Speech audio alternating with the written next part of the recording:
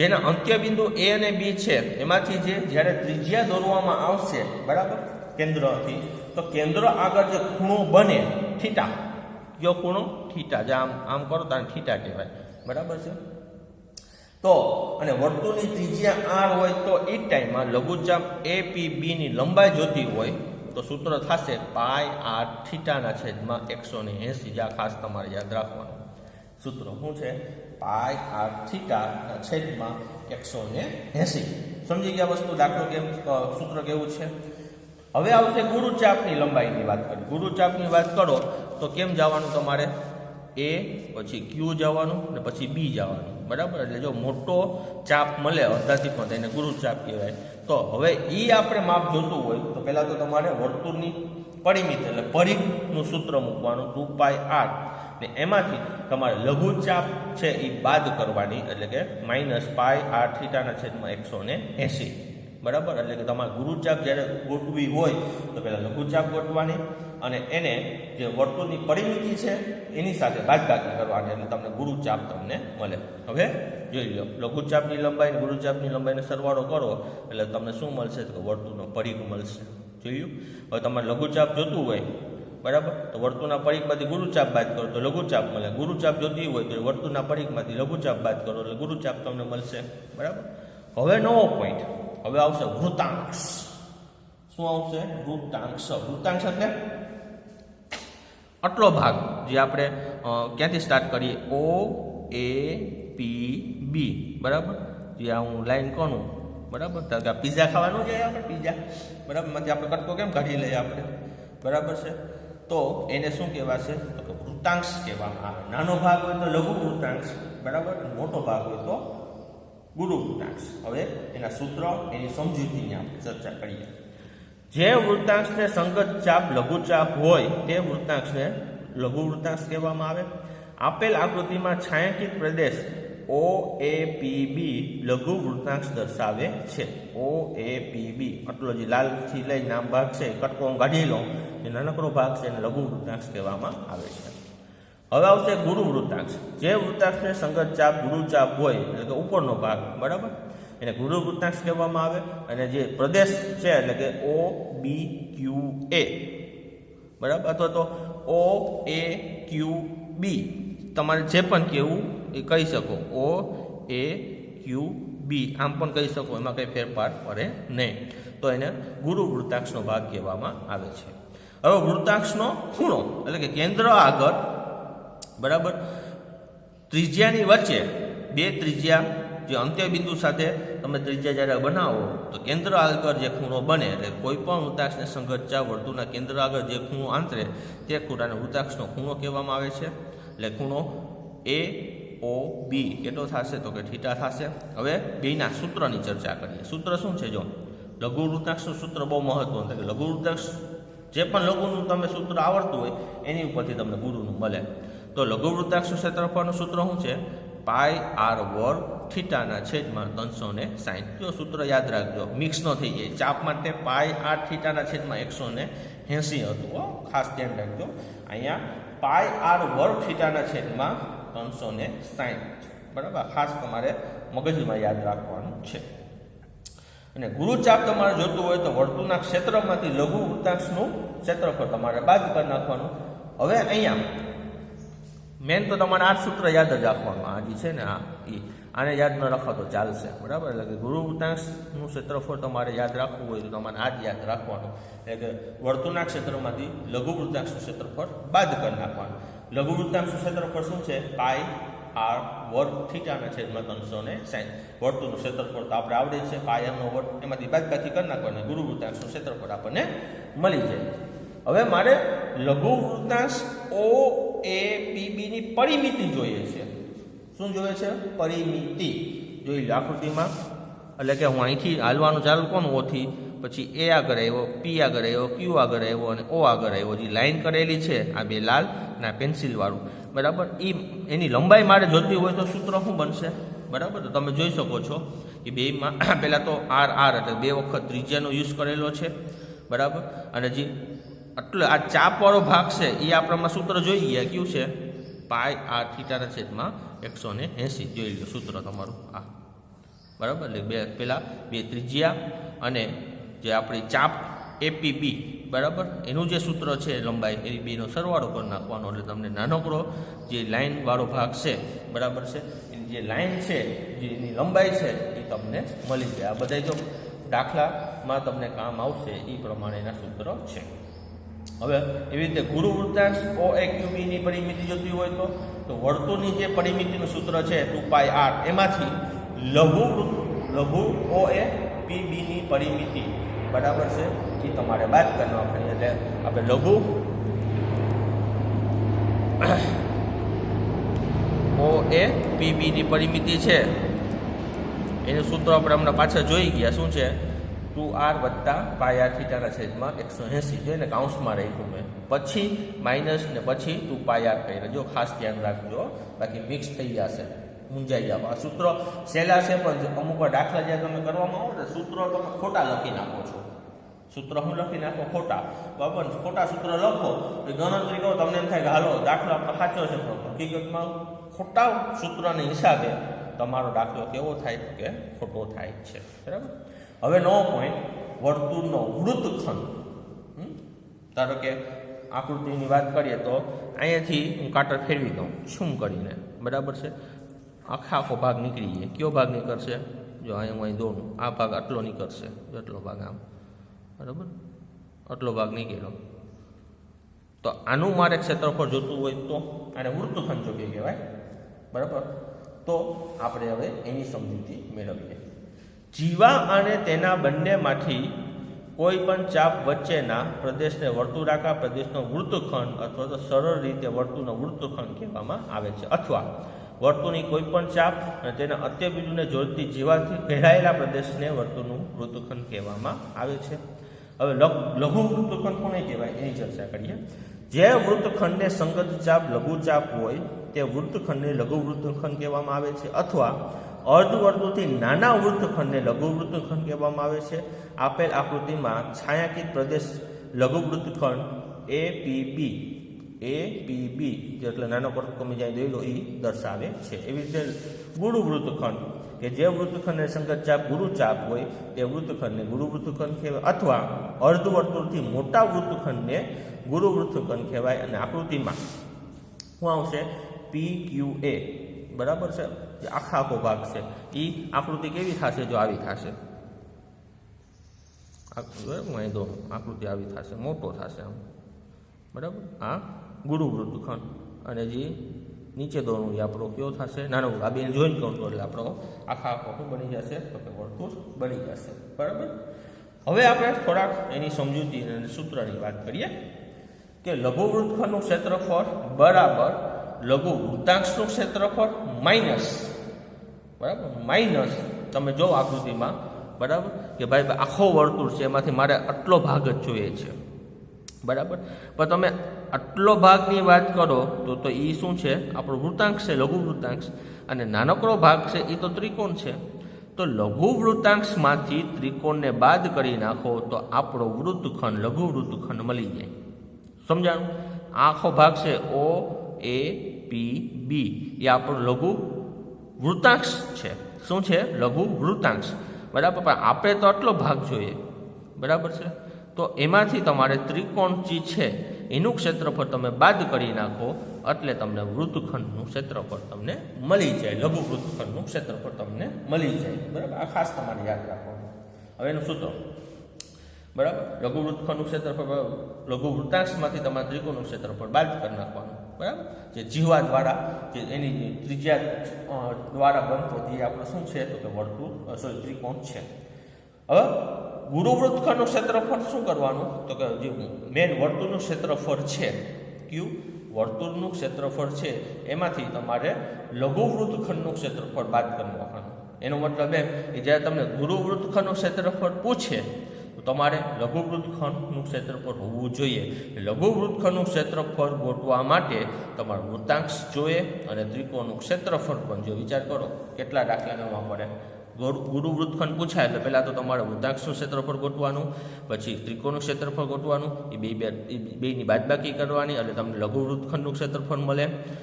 આનો ઉપયોગ તમારે ગુરુ વૃત્તખંડના ક્ષેત્રફળ માટે મદદ માટે ઉપયોગમાં આવશે. એટલે કે તમારે વર્તુળના ક્ષેત્રમાંથી લઘુ વૃત્તખંડનું ક્ષેત્રફળ બાદ કરો એટલે ત્યારે તમને ગુરુ વૃત્તખંડનું ક્ષેત્રફળ મળે. હવે આપણે જે વૃત્તાંશના સૂત્રની આપણે ચર્ચા કરીએ, બરાબર. એટલે કે લઘુ વૃત્તાંશનું ક્ષેત્રફળ પાઈ આર વર્ગ થીટાના છેદમાં 360 અથવા તો પાઈ એલ ના છેદમાં 2. એલ શું છે? ચાપની લંબાઈ છે. ઘણી વખત ચાપની લંબાઈ આપી દે, બરાબર. તો તમારે ડાયરેક્ટ લઘુ વૃત્તાંશનું ક્ષેત્રફળ શોધવું હોય તો પણ તમે આ સૂત્ર યુઝ કરી શકો. ઘણી વખત ન આપેલું હોય, ત્રિજ્યા આપેલું હોય, થીટા આપેલો હોય, એટલે કે ખૂણો આપેલો હોય તો તમારે આનો ઉપયોગ કરવાનો, બરાબર. હવે થીટાવાળા વૃત્તાંશની લંબાઈ જોતી હોય તો સૂત્ર શું થશે? 2 પાઈ આર થીટાના છેદમાં 360. એ તો આપણે આગળ આવી ગયું હતું, બરાબર. એટલે કે આનું સૂત્ર શું થશે? પાઈ આર થીટાના છેદમાં 180. ચાપની લંબાઈ જે છે આપણે આગળ જોઈ ગયા હતા આપણે, બરાબર. એ જ પાછું મૂકવાનું, બીજું કંઈ ફેરફાર નથી, બરાબર. હવે આપણે સ્ટાર્ટ કરીએ સ્વાધ્યાય 12.2, બરાબર. બહુ મહત્વના દાખલા છે, બરાબર. ગણવામાં જો પહેલો દાખલો, એમાં પહેલો દાખલો શું કે એની ચર્ચા કરીએ. જો 6 સેમી ત્રિજ્યાવાળા વર્તુળના વૃત્તાંશ દ્વારા કેન્દ્ર આગળ બનતો ખૂણો 60 હોય તો વૃત્તાંશનું ક્ષેત્રફળ શોધો. કોનું ક્ષેત્રફળ? 6 સેમી ત્રિજ્યાવાળા વર્તુળના વૃત્તાંશ દ્વારા કેન્દ્ર આગળ 60 અંશનો ખૂણો હોય તો વૃત્તાંશનું ક્ષેત્રફળ શોધો, બરાબર છે. તો આર એટલે 6 સેન્ટીમીટર, થીટા એટલે 60, બરાબર. હવે કઈ રીતે દાખલો ગણ્યો જોઈએ આપણે. જો લઘુ વૃત્તાંશનું ક્ષેત્રફળ પાઈ આર વર્ગ થીટાના છેદમાં 360. પાઈ એટલે 22/7, આર વર્ગ એટલે 6 × 6, થીટા એટલે 60 છેદમાં 7 × 360, બરાબર. જો આ મીંડું મીંડું ગયું, 66 એટલે 6 ગયા ને 36 પણ ગયા, ઉપર 22 × 6 વહીતા છેદમાં 7. આ બેનો ગુણાકાર 132, 32/7 તો એ સેન્ટીમીટરનો. પછી 132 ને 7 વડે ભાંગો એ પછી અલગ વસ્તુ છે, પણ આમ રાખો તો પણ ચાલે, ખોટો પડશે નહીં. બીજો દાખલો શું કહે છે કે 22 સેમી પરિઘવાળા, પરિઘ આપેલો છે, ત્રિજ્યા નથી આપી, બરાબર. તો એ જે વર્તુળનો જે ચોથો ભાગ છે, ચતુર્થાંશ, એનું ક્ષેત્રફળ આપણે ગોતવાનું છે. ચોથા ભાગ માટે પણ આપણે સૂત્ર જોઈ ગયા. તો પહેલાં તો આપણે ત્રિજ્યા ગોતવાની. ત્રિજ્યા કેમ મળશે? તો કે જે પરિઘ આપેલો છે તેની ઉપરથી વર્તુળનું પરિઘનું સૂત્ર 2 પાઈ આર બરાબર 22 થશે. તો 2 × 22/7 × આર બરાબર 22 ઉડી ગયા, 7 ઉપર જશે, 2 નીચે જશે, આર એટલે 7/2. તો ત્રિજ્યા શું મળી? 7/2. હવે આપણે જે ચોથા ભાગનું ક્ષેત્રફળ ગોતવું છે એનું સૂત્ર પાઈ આર વર્ગ/4. પાઈ એટલે 22/7 × 7/2, 7/2 × 1/4. 7 ઉડી ગયા, બરાબર. અહીંયા 11 × 2 = 22, તો 2 પણ ઉડી ગયા. તો ઉપર શું હોય? તો 11 ને 7 એટલે 77. અહીંયા 2 અને 4, 2 × 4 = 8. 77/8 સેન્ટીમીટરનો વર્તુળનો જે ચોથો ભાગ છે એનું ક્ષેત્રફળ થાય, બરાબર. પછી દાખલા નંબર 3 ની વાત કરીએ. દાખલા નંબર 3 શું કહે છે એ જોઈએ. જો એક ઘડિયાળના મિનિટ કાંટાની લંબાઈ કેટલી છે? 14 સેન્ટીમીટર છે. મિનિટ કાંટો 5 મિનિટમાં પરિભ્રમણ કરીને જે ક્ષેત્રફળ રચે છે તે શોધો, બરાબર. 5 મિનિટમાં, મિનિટ કાંટો 5 મિનિટની વાત કરે છે, બરાબર છે. એટલે કે નોર્મલ રીતે આ ઘડિયાળ છે આપણી, બરાબર. કેન્દ્રમાં જ આપણો મિનિટ કાંટો હોય. આ 12, આ 1, આ 2, આ 3, બરાબર. આમ નંબર લખેલા હોય ને. ધારો કે કાંટો છે 12 ઉપર છે. ક્યાં છે? 12 ઉપર, બરાબર. હવે 5 મિનિટ કરવી હોય તો કાંટો ક્યાં જાય? 1 ઉપર જશે. સમજે મારી વાત? 12 અને 1 એટલે 5 મિનિટ થઈ તમારી આખી. સમજી ગયા વસ્તુ કેમ થયું? તો હવે આપણે શું વસ્તુ જોઈએ? તો કે એક તો ત્રિજ્યા જોશે, બીજું શું કે 12 થી 1 કાંટો 12 ઉપર હતો ને 1 બાજુ ગયો તો 2 એટલું અંતર કાપવાનું. એની વચ્ચે જે ખૂણો છે એ ખૂણાનું માપ પણ આપણે જોઈએ છે. કઈ રીતે દાખલો ગણાય? ઘડિયાળનો મિનિટ કાંટો 60 મિનિટ એટલે કે 1 કલાકમાં 1 ખૂણો પરિભ્રમણ કરે. મિનિટ કાંટો હોય એ હંમેશા 1 કલાકે 60 મિનિટ પૂરી કરે, 1 ચક્ર પૂરું કરે ત્યારે. સમજી જાય ને? 1 ચક્ર પૂરું કરે એટલે 1 કલાક થયું કહેવાય. કાંટાની વાત કરીએ આપણે, બરાબર છે. મિનિટ કાંટો હોય, બરાબર છે. 1 ચક્ર પૂરું કરે ને તો 1 કલાક થાય કહેવાય, એમ આપણે માનીએ, બરાબર. એટલે કે 60 મિનિટ, બરાબર. હવે 60 મિનિટમાં આખું ચક્ર પૂરું કરે એટલે કેટલા ડિગ્રી ફેર્યો કહેવાય? તો કે 360 ડિગ્રી પૂરું કર્યું કહેવાય. 60 મિનિટે આખું ચક્ર પૂરું કરે એટલે કેટલાનો ખૂણો બનાવ્યો? તો કે 360. આપણે ખબર છે વર્તુળ આખો 360 અંશના ખૂણે ફરે પાછો, બરાબર. તો 5 મિનિટમાં એ કેટલો ખૂણો થયો હોય છે, બરાબર? એટલે કે 5 ગુણ્યા 360/60, બરાબર. મીંડું ગયું 6×6 = 36. તો 5 ગુણ્યા 6 જવાબ શું આવ્યો? 30. એટલે કે 12 થી 1 કાંટો ગયો તો આ બે વચ્ચે 30નો ખૂણો બન્યો. સમજી ગયા વસ્તુ કેમ થવી? હવે હાવ સિમ્પલ જ વસ્તુ, બરાબર. હવે જે કાંટાની લંબાઈ છે એને આપણે ત્રિજ્યા લઈ લઈશું. એટલે r બરાબર 14 સેન્ટીમીટર, બરાબર. વૃત્તાક્ષનો થીટા તો આપણે વૃત્તાક્ષનો ખૂણો તો થીટા 30 મળી ગયો. તો લઘુ વૃત્તાક્ષનું ક્ષેત્રફળ πr² θ/360 બધી વસ્તુ મૂકો તો 154/3 સેન્ટીમીટરનો વર્ગ. પછી એને ભાંગાકાર તમે કરી શકતા હોય તો ભાંગાકાર તમારે કરવો, બરાબર. દાખલા નંબર 4 ની વાત કરીએ. દાખલા નંબર 4 શું કીધો? 10 સેમી ત્રિજ્યાવાળા વર્તુળની જીવા કેન્દ્ર આગળ કાટખૂણો આંતરે જો. કાટખૂણો એટલે હંમેશા થીટા શું થઈ ગયો? તો કે 90નો થઈ ગયો. આ ખાસ શબ્દ તમને એમ થાય સાહેબ આમાં તો ખૂણાનું થાય તો કેમ ગોઠવું? પણ શબ્દમાં જ છે, બરાબર છે, કે જીવા આગળ જે ખૂણો બને છે એ કાટખૂણો બને છે, બરાબર. તો એને અનુરૂપ લઘુ વૃત્તખંડ અને બીજું ગુરુ વૃત્તાંશનું ક્ષેત્રફળ શોધો. બે વસ્તુ ગોઠવાની કીધી. લઘુ વૃત્તખંડ ગોઠવાનું કીધું અને ગુરુ વૃત્તાંશ ગોઠવાનું કીધું. જો ગુરુ વૃત્તખંડ ગોઠવાનું નથી કીધું. આ ખાસ તમારે ધ્યાનમાં રાખવાનું, બરાબર. તો હવે આકૃતિ આવી કંઈક બનશે, બરાબર, કે જે ઓ કેન્દ્રથી બે બિંદુ એ અને બી આગળ એની જે ત્રિજ્યા છે 10 સેન્ટીમીટર, બરાબર છે, અને અહીંયા 90 અંશનો ખૂણો બનાવે અને એ ને બીને જોડો એટલે, બરાબર, આપણે જે લઘુ વૃત્તખંડ જોઈએ છે એ આ આટલો ભાગ, બરાબર, એ આ એટલે આપણે આવી આકૃતિ દોરેલી છે, બરાબર. હવે પહેલાં તો આપણે લઘુ વૃત્તાંશ ગોઠવો પડે. એ લઘુ વૃત્તાંશમાંથી તમે ત્રિકોણ બાદ કરો પછી તમને લઘુ વૃત્તખંડ મળે, બરાબર. એટલે પહેલાં તો એને લઘુ વૃત્તાંશ ગોઠવાનું. πr² θ/360 અહીંયા મૂકશો 78.5 સેન્ટીમીટરનો વર્ગ આપણને મળ્યો, બરાબર. હવે અહીંયા 90નો ખૂણો બનાવ્યો એનો મતલબ કે ત્રિકોણ કેવો છે? કાટકોણ ત્રિકોણ છે. તો આપણે ખબર છે કાટકોણ ત્રિકોણ હોય તો એનું સૂત્ર શું થશે? ક્ષેત્રફળ માટે 1/3 પાયો ગુણ્યા વેધ, બરાબર. તો વેધ પાયો શું થશે? OA અને θ 90ની સામે હોય એ શું હોય? કર્ણ હોય. એટલે આ બે બાજુ થઈ તો આને પાયો કયો ને આને વેધ કયો, એટલે કે OA ગુણ્યા OB 10×10, બરાબર. તો 100 ને 2 વડે ભાંગો 50 સેન્ટીમીટરનો વર્ગ થયો. તો લઘુ વૃત્તાક્ષનું ક્ષેત્રફળ 78.5, ત્રિકોણનું ક્ષેત્રફળ 50. આ બેની બાદબાકી કરો ત્યારે તમને લઘુ વૃત્તખંડ મળે, એટલે કે 28.5 સેન્ટીમીટર. હવે આપણે ગુરુ વૃત્તાંશ કીધો. હવે ગુરુ વૃત્તાંશ ક્યારે મળશે? કે ત્રિકોણ વર્તુળના ક્ષેત્રફળમાંથી લઘુ વૃત્તાંશ બાદ કરો એટલે તમને શું મળી જાય? તો કે ગુરુ વૃત્તાંશનું ક્ષેત્રફળ તમને મળી જાય, બરાબર છે. તો અહીંયા વર્તુળનું ક્ષેત્રફળ એટલે πr² વર્ગ. હવે તમે રકમમાં તમે જોવો ને તો પાઈની કિંમત 3.14 આપેલી છે. આગળ પણ આપણે લઘુ વૃત્તાંશમાં 3.14 જ મૂક્યા, જો એમાં કાઉન્સમાં આપેલા છે. આ તમારે ખાસ ધ્યાનમાં રાખવાનું, બરાબર છે.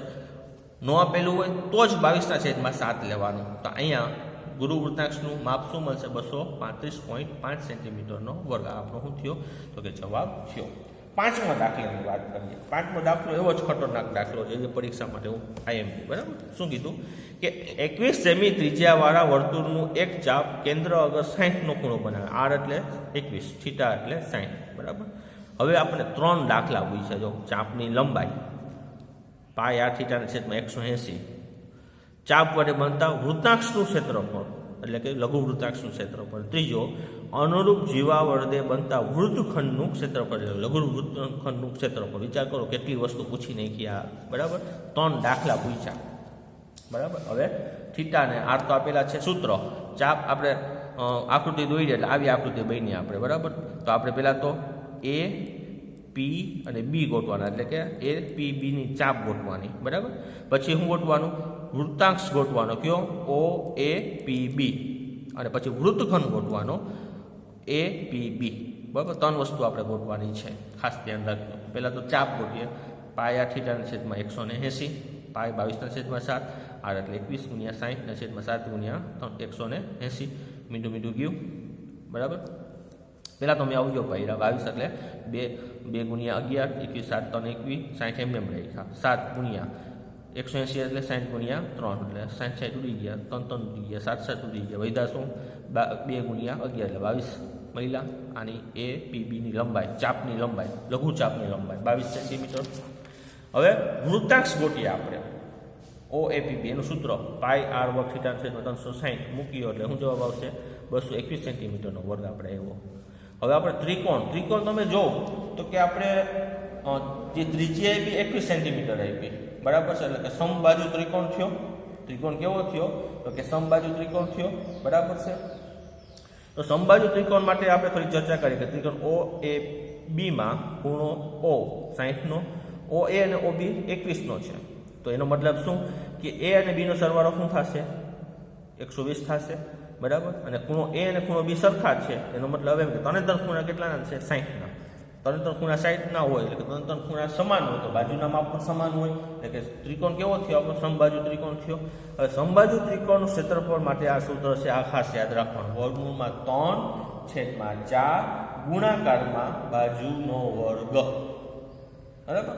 વર્ગમૂળ 3 ગુણ્યા બાજુનો વર્ગ એટલે 21નો વર્ગ ને છેદમાં 4 તો 441 વર્ગમૂળમાં 3/4 સેન્ટીમીટરનો વર્ગ આ ત્રિકોણનું ક્ષેત્રફળ થયું. હવે વૃત્તખંડ જોતું હોય તો વૃત્તાંશમાંથી ત્રિકોણનું ક્ષેત્રફળ આપણે બાદ કરવું પડે તો 221 - 441 વર્ગમૂળમાં 3/4 બરાબર. ઘણી વખત રકમમાં વર્ગમૂળ 3ની કિંમત આપી દે તો તમારે અહીંયા વર્ગમૂળ 3ની કિંમત મૂકવાની 441 વડે ગુણાકાર કરવાના 4 વડે ભાગાકાર કરવાની પછી 221 સાથે એની બાદબાકી કરવાની બરાબર. તો અહીંયા દાખલો કમ્પ્લીટ થશે. આ વસ્તુ ખાસ તમારે ધ્યાનમાં રાખવાની. છઠ્ઠો દાખલો શું કહે છે કે 15 સેમી ત્રિજ્યાવાળા વર્તુળની જીવા કેન્દ્ર આગળ 60° ખૂણો પર આ 15 સેમીની ત્રિજ્યા બરાબર. લઘુ વૃત્તખંડ અને ગુરુ વૃત્તખંડ વિચાર તો કરો લઘુ વૃત્તખંડ ને ગુરુ વૃત્તખંડ ગોતવાનું કીધું બરાબર. તો તમારે પહેલાં તો શું ગોતવાનું તો કે પહેલાં લઘુ વૃત્તાંશ ગોતવાનો પછી ત્રિકોણનું ક્ષેત્રફળ ગોતવાનું પછી લઘુ વૃત્તાંશ અને ત્રિકોણનું ક્ષેત્રફળ બાદ કરો તો તમને લઘુ વૃત્તખંડ મળશે. પછી ગુરુ વૃત્તખંડ માટે તમારે શું કરવાનું તો કે ત્રિકોણના ક્ષેત્રફળમાંથી તમારે લઘુ વૃત્તખંડનું ક્ષેત્રફળ બાદ કરવાનું તો અહીં તમને ગુરુ વૃત્તખંડનું ક્ષેત્રફળ તમને મળશે. તો પહેલાં તો લઘુ વૃત્તાંશ ગોટીએ આપણે પાઈ આર વર્ગ થીટા છે 360 તો 117.75 સેન્ટીમીટરનો વર્ગ મળ્યો બરાબર ગણો એટલે બરાબર. ત્રિકોણની વાત કરો તો અહીં પણ ત્રિકોણ કેવો છે કે સમબાજુ ત્રિકોણ છે બરાબર. તો સૂત્ર એ જ આપવું આપણે વર્ગમૂળ 3/4 બાજુના વર્ગનો બરાબર. તો અહીંયા તમને જવાબ શું આપ્યો જો હવે તમે રકમ જો એમાં છઠ્ઠા દાખલા જો પાઈ બરાબર કેટલા આપ્યા 3.14 જો વર્ગમૂળ 3ની કિંમત આપી કેટલી 1.73 લ્યો રકમ સાથે આપેલી છે એટલે જો અહીંયા મેં જો જે વર્ગમૂળ 3 હતા